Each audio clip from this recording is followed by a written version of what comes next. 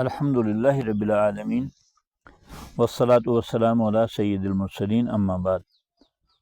آسان ترجمہ قرآن کی اس نشست میں 26ویں پارے کا نصف ثانی زیر مطالعہ ہے۔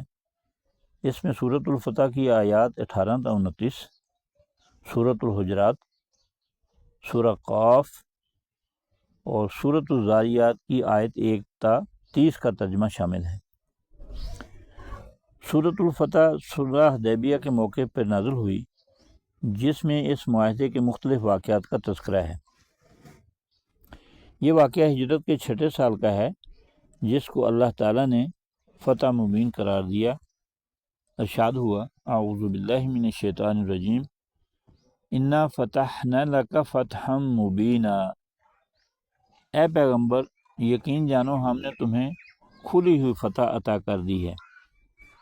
اور ایسا ہی ہوا کہ 2 سال بعد یعنی 8 ہجری میں رسول خدا صلی اللہ علیہ وسلم اپنے 10,000 صحابہ کو ساتھ لے کر ایک فاتح کی حیثیت میں مکہ میں داخل ہوئے۔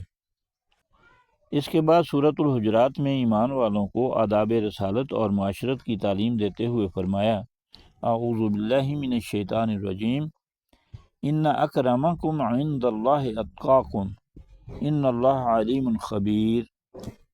در حقیقت اللہ کے نزدیک تم میں سب سے زیادہ عزت والا وہ ہے جو تم میں سے زیادہ متقی ہو۔